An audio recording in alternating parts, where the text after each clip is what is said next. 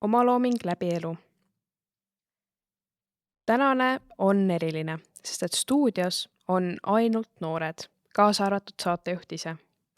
Noor loovhing Reijo Roos ja luuletaja, õpilane, kunstihuviline Katrin Kõuts kõnelevad nii loomingust, iseendaks olemisest ja sellest, kuidas sahtlisse kirjutatu jõuaks aina enam edasi teisteni.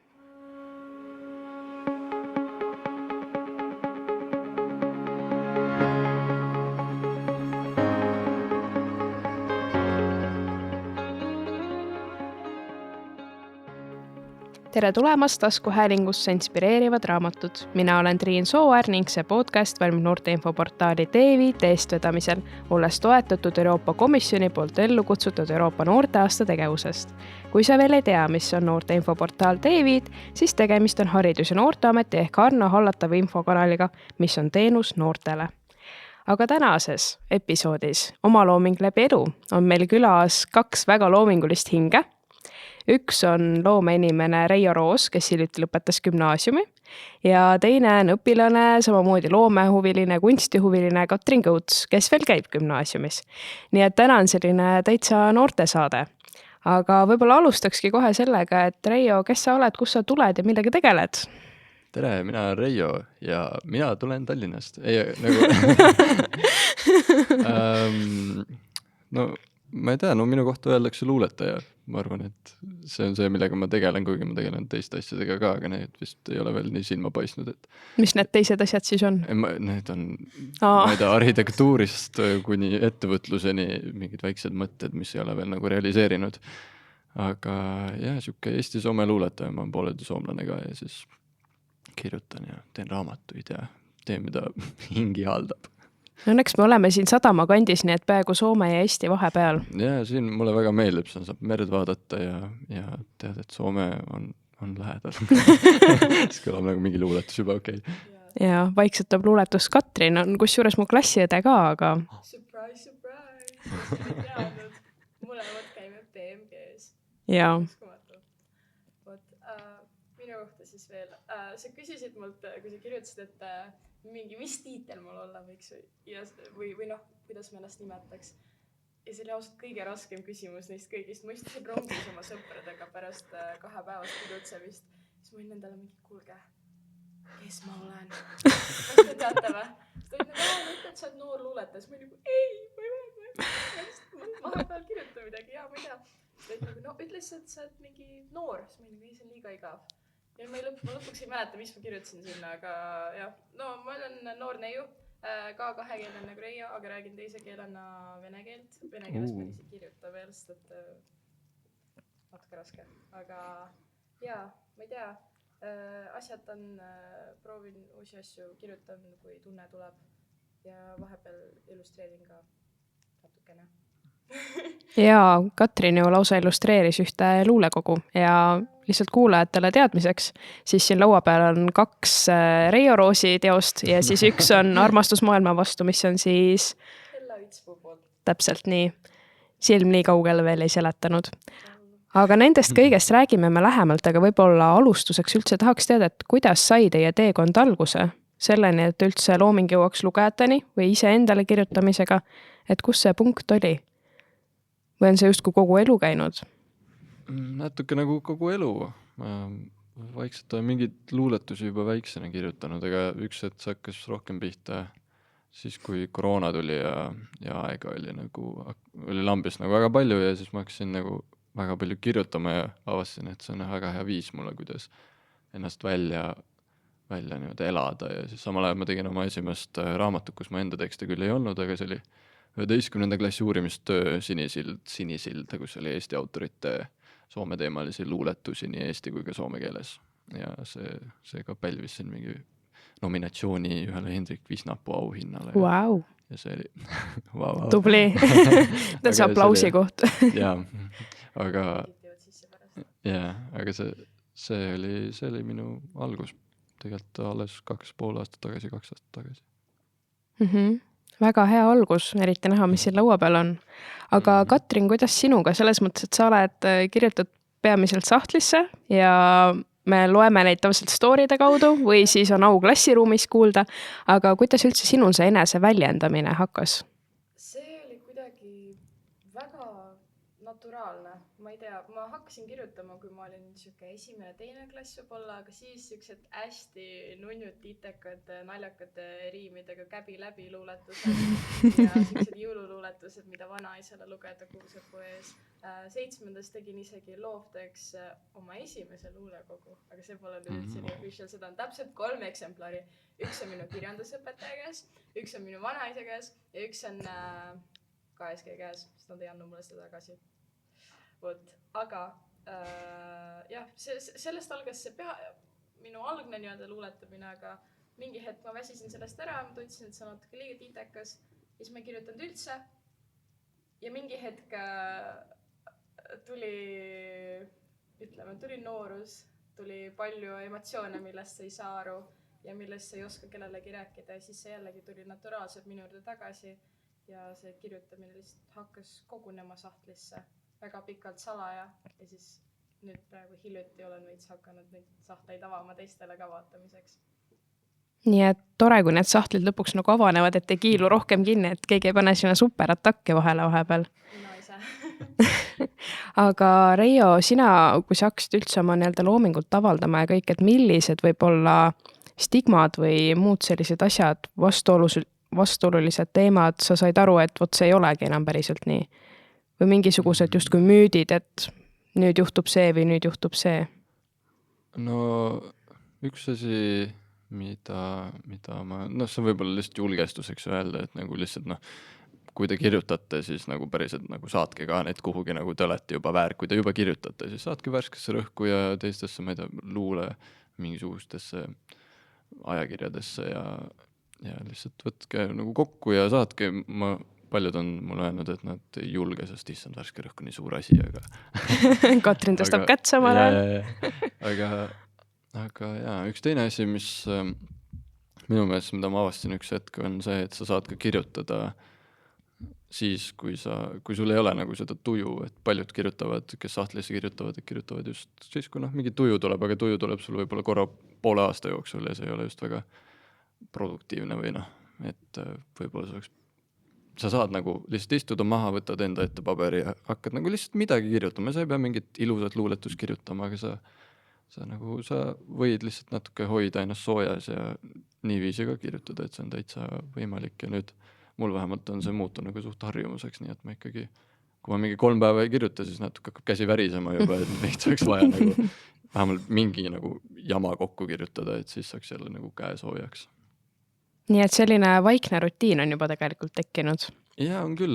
Alguses ta võib-olla tundub natuke tehislik nagu kirjutada niimoodi, et mis ma nüüd istun maha ja hakkan kirjutama, et veits veider, aga lõpuks sa nagu harjud ära ja hakkad nagu sellest ka nautima, et sa kirjutad nagu teistest teemadest ka, et kui see on tuju, siis tavaliselt see tuju tuleb kas armumisest või lahkuminekust, aga kui sa kirjutad nagu lihtsalt istub maha ja siis hakkad tähele panema nagu seda ümbrust ja siis ma olengi kirjutanud näiteks mingist kärbses, kes mu käe peal niimoodi vaikselt tatsab ja vahepeal tuleb väga üllatavalt häid luuletusi siis, kui sul ka seda kirjutamistuju ei ole. Nii et isegi vahel võib kärbestest abi olla, kuigi nad on päris tüütud olevused maal olles. Selles raamatus on ka üks kärbse luuletus, mis... Ma just lugesin teile. Ma tahtsin lisada seda et see kõige algne jutt saatmisest, et mul ei olnud kohe üldse julgust kuskile oma asja saata, aga siis Hella oli nagu, Katrin, hallo, saadame mõlemad grafomaaniasse, davai. Siis ma olin nagu, okei, me proovime. Ja siis sinna valiti mu asju ja kõige haigem oli see, et Hellalt valiti luuletus, mis ta kirjutas minu kohta ja minult valiti luuletus, mis ta kirjutasin Hella kohta ja kõrvuti ka seal ajakirjas. Ja siis me lihtsalt koos, kui me teada saime, see oli lihtsalt nii uskumatu ja mult valiti just need luuletused, millesse ma olin ise nagu kõige rohkem armunud too hetk ja ikka veel kusjuures, nii et tegite hea valikut, thanks. Ja väga julgustamine, nii et tõesti, kui te ette noor olete ja arvate, et pole väärt seda, siis te tegelikult täiega olete ja please saatke oma asju, sest et igaühel on oma särts ja oma sära ja oma erilisus, eripära. +1. ja kunagi öeldi, et vähemalt 7 inimesel või tähendab 7 korda peab korrutama midagi, et inimene reaalselt tegema hakkaks, nii et kui 7 korda siit läbi käib, et saadki kuhugi midagi, siis ma arvan, et see kasvab hüppeliselt äkki, kui nüüd episood ilmub septembris-oktoobris.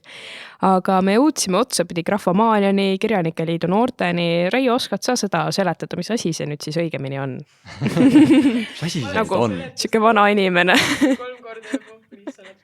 Nüüd tuleb jälle lühikeselt tabavalt Kirjanike Liit, nagu te teate või arvatavasti te ei tea, sest seal ongi siuksed vanemad inimesed ja siis tekkis vajadus teha siis noorte sektsioon ja mul oli see au rääkida läbi Tiit Aleksejeviga, kes on siis Kirjanike Liidu esimees ja tema andis vabad käed ja siis tegime noorte sektsiooni, et tuua noori kirjandushuvilisi kokku ja aasta jooksul jõudsimegi siis teha 35 kirjandussündmust siin Tallinnas ja saime paljude noorte kirjanikega tuttavaks ja tegelikult minu poolt oli see nagu tahtmine ka lihtsalt selles, et kui ma tegin Sinisilda, et ma tundsin, et okei, tahaks nagu saaks teisi noori luuletajaid või nagu inimesi kohata, aga nagu kuhu ma lähen, siukest kohta nagu ei olnud Tallinnas vähemalt, Tartus on Ellipsi kirjandusring on olemas näiteks, aga nüüd tegime aasta aega ja nüüd see läheb edasi ja tegime ka oma selle sama Grahvamaania ajakirja, millest me rääkisime ja mille eesmärk oli ka lihtsalt anda nagu noortele veel üks võimalus, kus ennast avaldada ja kus ennast nii-öelda välja elada. Ja nüüd see tegelikult Kirjanike Liidu noored peaksid nüüd ka Tartusse levima. Levima. See on nagu mingi viirus. See on nagu mingi Telia ütleb, me areneme või Elisa või keegi, et liigume Baltikumi. Just, vaikselt. Baltikumis kusjuures ei ole noorte sektsioone vist. No näed. Vaikselt lähme. Aga kas Soomes on, tead sa?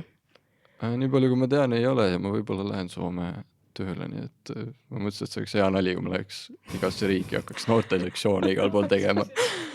Ja lõpuks jõud Ameerikasse, siis on vanus juba 70 ja siis sa saad öelda, et anname noortele sõna.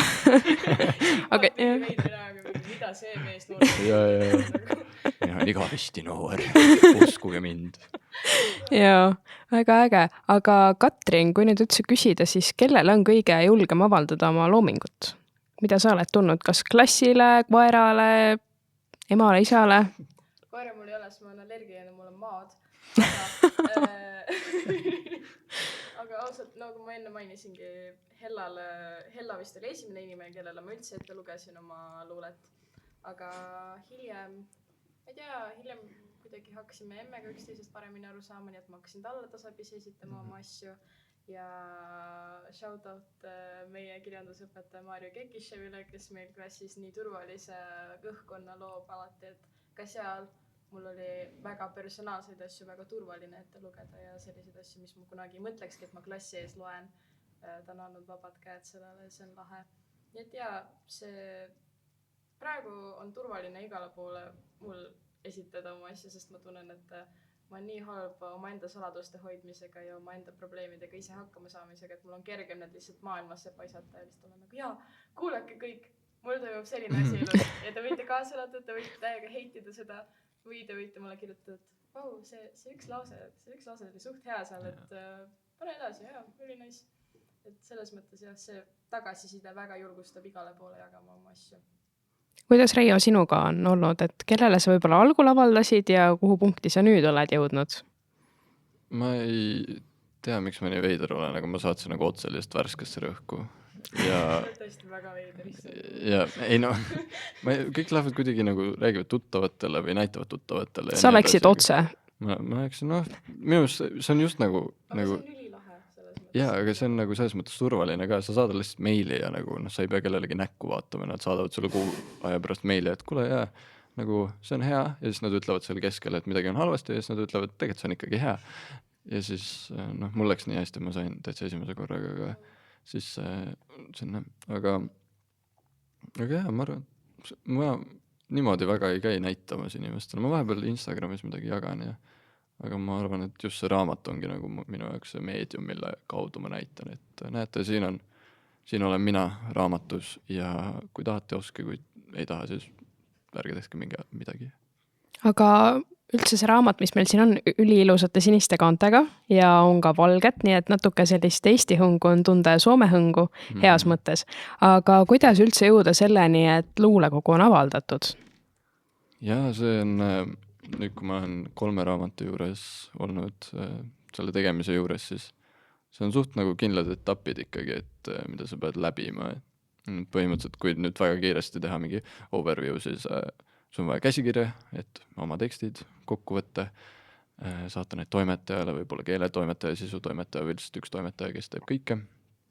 Ja siis on vaja küljendajat, kes paneb selle asja nagu niimoodi kokku, et need leheküljed näeksid ilusad välja, siis sa nagu ei trüki nagu doksi faili otsa.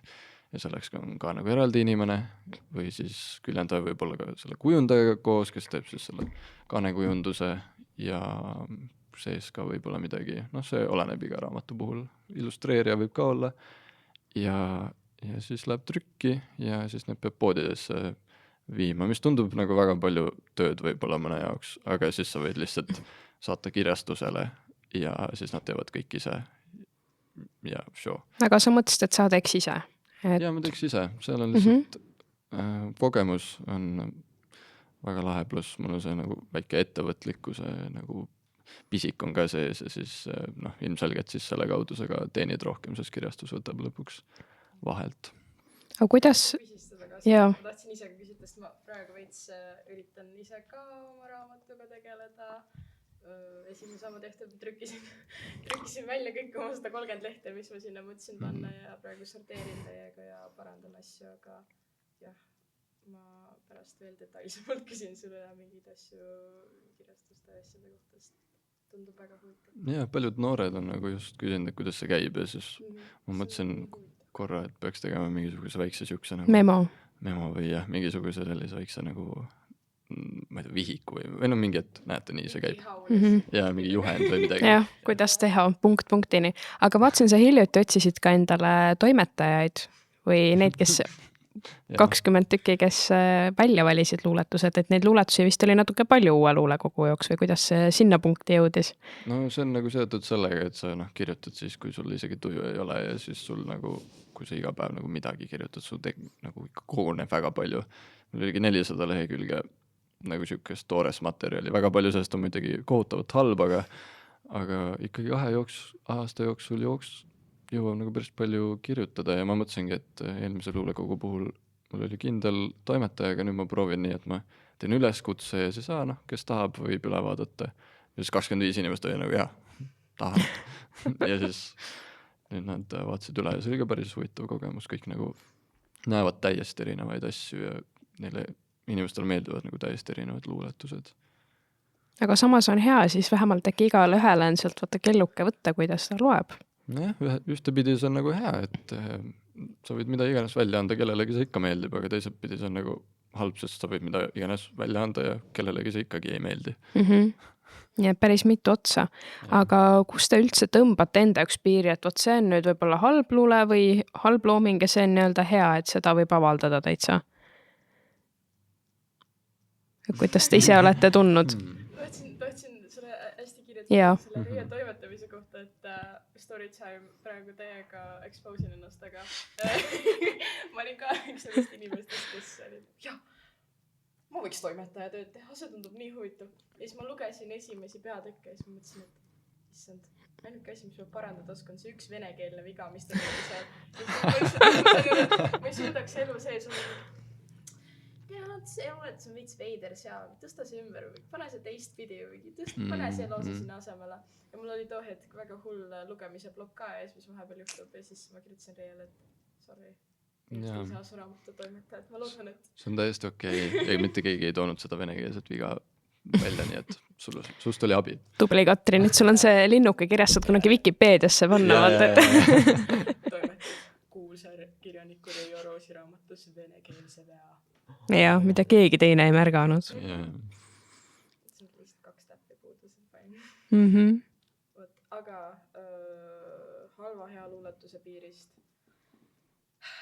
Praegu, kui hakkasin sorteerima oma luulet, sain aru, et pole halba head luuletusest minu jaoks, et kõik on mingil määral teraapilised ja kunagi väga-väga vajalikud, miks ma need muidu caps lockiga endale notes appidesse vigaste tähtedega kirjutasin.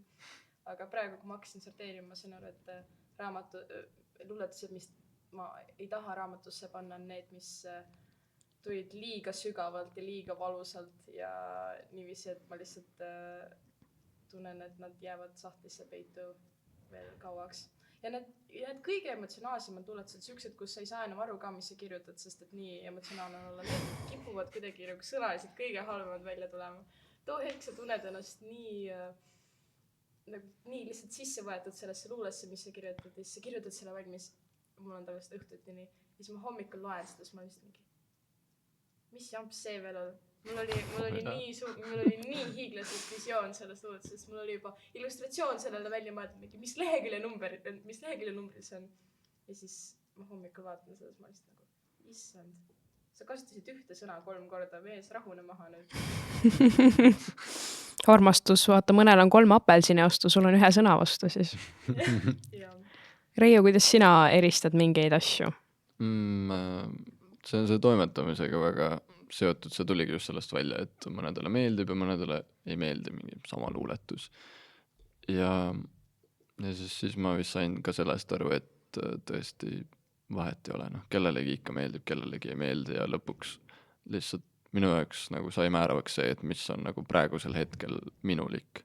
Mul on väga palju erinevaid luuletusi, aga praegu mind kõnetab näiteks mõni Soome luuletus rohkem kui mingi armastusluuletus, et siis ma pigem panen selle raamatusse ja tunnen, et see on hea luuletus. Aga see on ikka väga subjektiivne asi. Nii et täitsa oleneb, kus väravas pall parasjagu on, emotsioonide, mõtete, tunnete, kõige muu sellise päris eluga ka, mis on väga mõistlik. Aga mind väga huvitaks, kui näiteks te kumbki loeks mõne vahva luuletuse sealt. Üks võib Reijo omast lugeda ja siis Ella omast kuulaks ka hea meelega. Ella omast? Mul ei ole siin kusjuures ma loen mis on minu kohta. Ja saame Katrinist teada. Wow. Tegelikult ma ei hakka paljastamast, et need kumbki ei ole kirjas niiviisi, et need on minu kohta. Ei, nüüd me teame. Nüüd sa ei saa nagu mitte lugeda. Ja, nüüd me teame, kust otsida mida ka. Alusta saama peal veits. Okei. Ma siis, minu raamatus on 6 peatükki ja see on armastuste värk ja see on ka Eestist ja Soomest ja öeldakse, et see Eesti peatükk on siuke tugev. Nii et siis ma loen siit ühe, mille nimi on Balti jaam 2. Mul on selle isegi vist kuskilt sinna vahele pandud see. No näed. Juba tuleb. Balti jaam 2 või teine. Istun vabasse sektsiooni, viimasesse vagunisse, kaugele inimestest. Rongijuht kiirustab närviliselt juhi kabiini, konduktor läheneb. Tere, pilet palun. Tänan, kena reisi. Minutid jooksevad, me ei liigu. Inimesed jooksevad, kohe liigume. Linnas laulsid täna naasnud soomlased ja Balti jaama paviljon, mis aasta-aastal tooteruume ja fotonäituseid, kiirtoidu kohtasid ja kioskeid mööda üha euroopalikumaks muutub. Konduktor istub, vilksab telefoni, ohkab, ka temast õhkub inimest. Vau, Aitäh. Lõpp oli hea, tugev. Ja. Mulle meeldib see Balti jaama esimene osa ka, sest mul tekivad nii konkreetsed pildid sellest Balti jaama sigimisest ka, mis seal toimub. See on ülilahe. Aitäh. Ja just see nagu Balti jaama olustiku tabamine. Et seal ikka sa oled vist mõnikord käinud, mulle tundub. Mõnikord jah, Balti jaamas ma olen päris palju kirjutanud, aga nagu ma oma selle uue koguga ka, siis ma tegin ühe story, kus ma näitasin, et kui palju tekste nagu jäävad välja, et samamoodi see Balti jaamaga ma olen mingi 10 teksti kirjutanud Balti jaamast, üks neist jõuab inimeste ette. Nii et ainult see kõige parem jõuab inimeste juurde. No see kõige parem oli väga hea. Väga palun. Ma tänan. Sa jagasid oma emaga, et mina olevat su kuninganna printsess ning maailma ilusaim, kuid ema seda üldse ei näinud. Seda minu ilu ta üldse ei näinud, aga ma mõistsin, et võib-olla polegi asi mu näos või jalgades või juustes, vaid et sina näedki mu hingeaurus mu hinge, mu külmades kätes mu südame soojust. Sina oled kuulnud, kuis voolavad must ilusaimad sõnad, kuis mu tarkust ja šarmi ei saa keegi vangistada. Sina tead, et ka kõige segasemas näos ja asümmeetrilistes näojoontes võib peegeldada hinge harmoonia. seda igaüks ei saagi näha. Kui vaid hooletu pilk on mu peale visatud, seda igaüks ei saagi näha, kui eal ei olnud kogenud mu granaatõunalikku sisemust. Vau. Vau, tõesti. See oli siis sinu kohta, jah? Ja see oli selle kohta, kuidas esimest korda, kui Hella mulle külla tuli, ma olin oma emmel, jaa, see on Hella, on ju ta on ilus. See on see, kuidas sõpru alati tutvustada, kõik head omadused tuleb igaks üks ära mainida. Ma olengi siuke väga ilustaja oma emale. Emad, ma olen aru saanud sellest ka, et emadel on väga raske näha, kui ilusad on meie sõbrad, sest emmede jaoks oleme meie ikka kõige ilusamad. No, aga jah. see granaatõune lõpp oli ka väga tugev. Ja Hella ja granaatõundel on mingi asi. Meil on kogu aeg granaatõund. Granaatõunad on ülilahedad asjad. Ma kinkisin talle lillede asemel granaatõuna sünnipäevaks. Väga kaval. Ma tean inimesi, kes kingivad ananassu üksteisele nagu lille tasemel. Et tundub, et see on mingisugune leviv trend. Nii et... Kinkige granaatõuna, halva, see on nii palju originaalselt. Ma kinkisin lõpetamiseks ka mingit purgikurke kõigile. See on päris lahe. Ma olen brokolit ka kinkinud lillkapsast. Milleks kinkida lilli? Ja, just. Juurviljad. Ma taast, kui ma lähen välismaale reisile ühe hea tuttava juurde, juba 2 korda olen käinud, just hiljuti Hispaanias ka, siis ma võtsin kaasa teed ja siis ma alati lennujaamades mõtlen, et no nii, nüüd ma lähen jälle sinna purukontrolli. Ja siis seisad seal siukse näega, et seal ei ole ausalt mitte midagi peale tee, siis igaks üks võtad kõik tšekid, asjad kaasa, kõik kogu see klapi, küsid veel üle. Ja minu ema pakendamas soola nende Ziploc kotikestesse kaasa võtmusta meiega, issand jumal, ma vaatan, Jaa.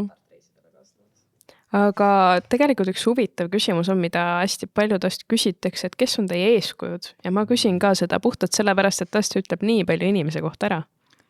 See oli huvitav küsimus. Kui ma alguses mõtlesin selle peale, siis ma mõtlesin, ei, mul ei ole mingit eeskujus, et no ma teen lihtsalt enda asja, aga ma saan aru, et mul nagu alateadlikult ikka ma veits nagu vaatan kellegi poole ja just see Kirjanike Liidu noored ja tegelikult kõik, mis ma teen, on kuidagi alateadlikult mingil tasandil hästi seotud just Siuruga ja Siuru inimestega nagu Friedebert Tuglas ja Visnapuu ja kes kõik seal olid. Ja näiteks just Friedebert Tuglas, nagu ma ei taha küll Friedebert Tuglaseks saada, aga nagu see mastaap, mis tal on nagu, et olla Eesti kirjanik, aga samas nagu kirjutada niimoodi ikkagi maailma tasemel ja Euroopa siukese mindsetiga ja tegeleda ka Eesti ja Soome kultuurisidemetega, et see on nagu selline mastaabi mõttes mulle eeskujuks. Tuglasest just eile ilmus ju Rahvusringhäälingus ka mingisugune järjejutt või midagi, kui ma nüüd ei eksi või kuupäevi sassi ja... Aga Katrin, kuidas sinuga? Ma olen seda Hella nimedele nii palju öelnud, et see ei ole enam mul on siuke tunne, et me kutsusime siia nagu Katrini ja siis Hella on kuskil nagu paremal käel tal. Kutsin talle, et kutsudes nagu, issand, see on mu unistus, mingi ma tuleks ka. Ei, aga tegelikult, muidugi esimene luuletus loetud talle üldiselt koos temaga hakkasime luuletama, aga ma olen aru saanud läbi aegade, et minu suurimaks eeskujuks on üldiselt kõik julged inimesed ja julged noored in general, kes armastavad jagada oma loomingut. Suva, mis looming see hakkab, oleks kunsti jagada, tantsu jagada. Suureks eeskujuks on alati olnud tantsijad, kes, kuna ma ise olen tantsumaailmast tulnud, siis väga sellised inimesed, kes ei taha jääda peitu. Need on minu eeskuju. Ja väga loominguline vastus. Aga Tuglas oli ka hea. No aitäh. Ja, aga tegelikult tahaks siukest huvitavat asja võib-olla nii mõnigi meie kuulaja ka teada, et kuidas üldse oma loomingus jääda iseendaks, et ikka mingid võnkeid, kes võib-olla mõjutavad või kuidas nagu tulla nii-öelda iseenda juurteni tagasi. Kõlab nagu eneseabi raamat, aga... Ma tunnen, et mind on aidanud see, kui ma tunnen, et ma olen veidi kadunud oma loomingus või selline veider tunne tuleb üle lugeda oma enda luuletusi nagu alguses juurtest peale või üldiselt iseendaks jäämine on ka nii selline kuidas ma seda seletan, et ma inimesena proovin nii palju asju kogu aeg ja mu esteetika muutub nii stiili mõttes kui ka mõttemaailma mõttes nii palju, et ma ei olegi kunagi päris mina, ma olen ikkagi erinevad versioonid endast nii et jah, mul ei ole kunagi olnud tunnet, et mu luuletus ei ole päris minu oma, aga see kindlalt on olnud inspireeritud kellestki ja ma ei tea, kui hea vastus see oli sellele praegu. Iga vastus on hea, nii et ära üldse muretse. See on huvitav, mul on hästi konkreetne ja praktiline vastus. Kui sa tunned, et sa ei, või vähemalt mida ma ise teen, tähendab, siis kui ma vahepeal tunnen, et ma kuidagi olen endast kaugemale jälle läinud, siis ma kirjutamise mõttes lihtsalt istungi maha ja see on hästi seotud sellega, et sa istud maha ja kirjutad ja ma lihtsalt kirjutan kõik enda mõtted paberile ja ei oota, et sellest midagi head tuleks. Ja siis sealt tavaliselt koorub välja nagu need mõtted või ideed, mis mul nagu päriselt peas on, mis võib-olla kuidagi nagu segavad või kurnavad ja siis ma saan nendest rääkida või kirjutada või neid niimoodi protsessida oma peas läbi, nii et see tõesti aitab mind küll. Nii et hästi erinevad protsessid ja erinevad ka suunad, et kuidas nii-öelda hoida seda. Ma selle Reio protsessiga ise nõustun ka väga, ma kuidagi väga oluline. Ja teisalt ka ma usun, et nii mõnigi sai nüüd siit seda julgust, et kirjuta ja arenda ja tee. Aga räägime võib-olla natuke lähemalt veel, kas meil on Eestis tulemas noori luuletajaid rohkemgi? Ma tean, mu vastas siin 2 tükki istuvad praegu, aga kas paistab, et veel on lootust? Kindlasti, jah. See on praegu tagasi tulemas. Ma tunnen, et see luuletamine, kuna on nii palju võimalusi, kuidas seda jagada, siis noored leiavad seda enda jaoks kergemini ja ma olen väga õnnelik seda üle ka. Ma olen ümbritsetud rohkematest inimestest, kes kirjutavad, kas nüüd sahtlisse või tahavad jagada ka, aga ja, kindlalt on neid tulemas veel. Julge noori. Just selle Kirjanike Liidu noortega mul on nagu tekkinud see sama tunne, et need nagu inimesed nagu alati on, väga paljud kirjutavad sahtlisse, nagu üllatavalt paljud, aga siis nagu mingisuguste lainetena nagu on see mingi just see rühmituste nagu kogunemine, et siis need nagu kirjanikud tulevad välja või mingi Siuru ja Tarapita ja kõik need rühmitused, kes on tagantjärgi nagu väga tähtsaks saanud ja siis nüüd hiljuti 90-ndatel oli Tartu Nakk ja mingi Tallinna TNT ja siuksed rühmitused ja siis on nii-öelda värske rõhu põlvkond ja siis ongi nagu mulle tundub, et natuke aeg jälle vaikus olnud ja nüüd on jälle Kirjanike Liidu noorte sektsioonid ja siis on Ellips ja kuidagi nagu nüüd see jälle nagu ärkab üles ja ma loodan, et läbi selle siis kõik need noored inimesed, kes kirjutavad, saavad kokku tulla ja teha veel vingemat asja koos. Ja tundub, et ka nii-öelda natuke vanem generatsioon liigub sellega kaasa, et just hiljuti kohtusin ühe 50-aastase hästi ägeda prouaga, kes igal pool teeb kõike ja on. Ja siis ütles, et ma lähen koju ja lähen loen värske rõhu läbi ja siis ma ütlesin, et okei, nii tore, et ma mõtlesin, et see on rohkem selline noorte teema veel. Aga kes ütleb, kes on vana, kes on noor, et ega passid on lihtsalt isiku tunnistamiseks, tundub mitte vanuse vaatamiseks.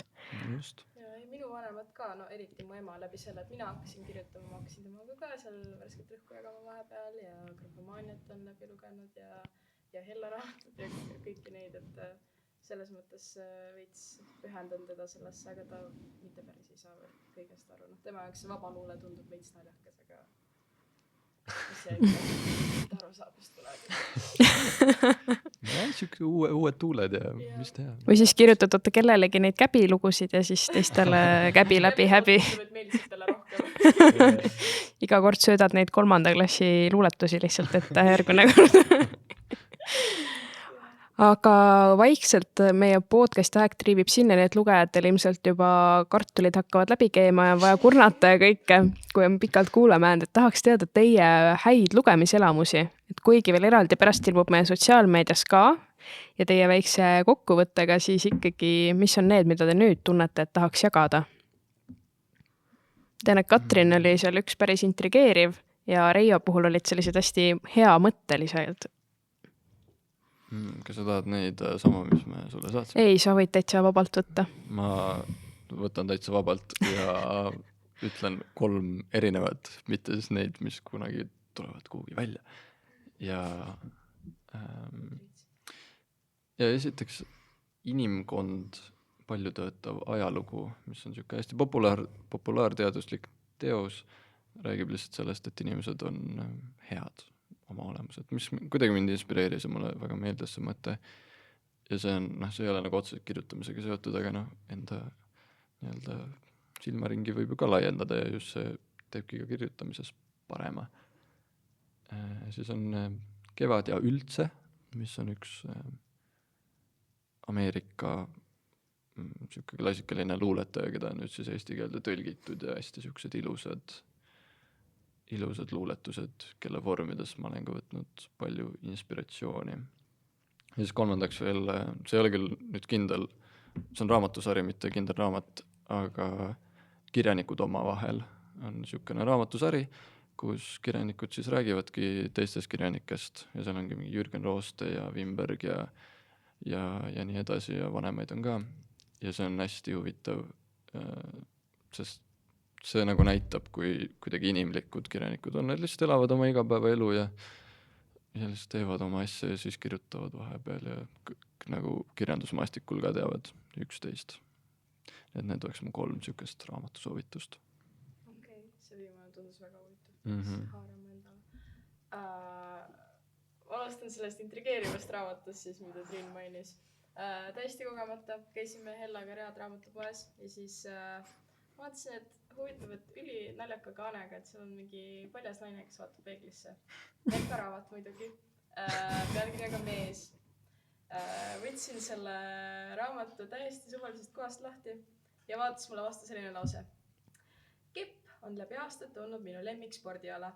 Siis ma sain aru, et ma vajan seda raamatut ja see tundub nagu midagi, mis ma tahaks lugeda ja mida ma tahaks lugeda ja millest ma saaks julgust juurde. Ja see täpselt nii. Lugesin selle raamatu läbi ühe õhtuga ja endiselt tsiteerin mingid väga naljakaid kohti sealt oma sõpradele. See oli täpselt selline raamat, mis lükkas mind ennast ka kirjutama mingid julgemaid asju ja oma sellistest naljakatest kogemustest ja kasutama julgemat sõnastust, sest hallo, see on Merka. Et see on täpselt siuke julguse raamat ja väga kerge lugemises ka, et mul oli too hetk vaja midagi kerget ja sellist, mis lipsab ruttu. Mäletan seda, kui Katrin seda koridoride peal luges kooli, siis ikka küsid nagu möödamees, et Katrin, mis sa loed jälle ja siis loeb selle, viimati oli tal Jane Austen ja Uhkus eelarvamus ja siis teed selle Mees raamatu lahti, siis vaatad, kus ta loeb parasjagu, siis vaatad neid mahlakaid sõnu, mõtled, okei, meil on varsti matemaatika, kuidas sa mõtted eemale saad, aga ilmselt on hea. Jaa, on küll hea. Mõtlen veel, ma kirjutasin lugege Hella raamatut armastus maailma vastu Hella @silmamoos Instagramist, oske tal please. Ei, aga see vale reklaam, okei. Mul ei maksta selle eest. Ei ole. Aga jaa, ei. Granaatõunavabrik on pärast kuskil. Ja. Kõik granaatõunad ostetakse ära igalt poolt toidupoodist. Ei, hallo, lugege Reiu raamatut, palun. Mul oli see läbi loetud siis, kui ma alles ostsin selle mingi paar kuud tagasi ja eile võtsin uuesti läbi selle ja leidsin uuesti mingeid uusi asju, mis me eelmine kord ei märganud enda jaoks, mis olid väga sellised, millega ma sain samastuda ja mis oli selline, et väga meeldiv ja seda kirjutas Mees. Ja Katrinil on sellega ka mingi teema, sellest võib eraldi episoodi kunagi teha. Ja, ei, selles mõttes hästi lahe. Kolmandaks raamatuks. Ma ei tea, miks aga praegu ringleb ringi. Ma kohe vaatan üle, mis autor see oli, aga minu esimene tõsine raamat, mis ma lugesin, kui ma täitsa noor oli Geisha memuaarid. Artur Golden on autor. Ma ei tea, miks see praegu hakkas kummitama mul peas, seal on lihtsalt hästi ilus kaas ka, aga väga ilus raamat Jaapani kultuuris ja kuna mul endale pakub Jaapani kultuur huvi, siis see oli päriselt selline lugemiskogemus natuke traumeeris mind, ütleme nii, ma olin võib-olla natuke liiga noor, et seda raamatut lugeda too hetk, aga praegu mul on see kodus endiselt alles, küll väga lagunenud taga alles ja soovitan lugeda, kui on vaja sellist hingelist ja mingi hetk kurba raamatut. Emotsioonid on ikkagi väljaelamiseks, nii et see kindlasti aitab. Reijo juba edastas oma lugemissoovitused, aga võib-olla siia episoodi lõppu. Siis mis oleks see sõnum, mis te edastate nendele, kes jätkuvalt sahtlisse kirjutavad või julge edastada peale selle, et saatke kuhugi? Ma just tahtsin seda öelda, et saatke kuhugi. Me oleme umbes 3 korda öelnud, siis peaks 4 korda veel. teile, Ei, meile. Meile nagu Gmaili Jaa, tegelikult, aus. Saatke mulle. Sotsiaalmeedia on olemas, saate leida nimede järgi. Tatlihandes Instagramis, palun saatke oluletusi mulle, oleme sõbrad. Jaa, see on hea mõte saata sõpradele ja saata julgelt ja käia ka noorte kirjandusüritustel ja saada teistega tuttavaks ja see annab palju inspiratsiooni ja sõpru kogu eluks. Kus saab... Super, üks on olemas, aga kus saab üldse infot nende ürituste ja sündmuste kohta? Kirjanike Liidu noorte asju saab Facebookist ja Instagramist Kirjanike Liidu noorte nime alt ja eks kui ta Tartusse tuleb, siis see info ka tuleb, mis selle nimeks saab ja kuidas see kogu asi hakkab minema. Aga praegu Tartus on ka kirjandusring Ellips, seda ma ka soovitan. Nii et jagub ja tundub, et ülejäänud Eestis, et Saaremaale, Hiiumaale ka jõuaks, siis natuke veel vaja tööd teha ja või Riio peab kuhugi elama minema. No tasapisi, eks ta levib. Aga meie siin tõmbame natuke nüüd otsad kokku ja suur aitäh meie väga ägedatele loomingulistele külalistele. Ja täname ka sind, hea kuulaja, ja kutsun kuulama meie teisi episoode Spotify's, SoundCloudis ja peagi Apple Podcastis. Ning muidugi külastama Teevit veebi www.teevit.ee ning jälgima sotsiaalmeediakanaleid. Aga aitäh ja lugemiseni!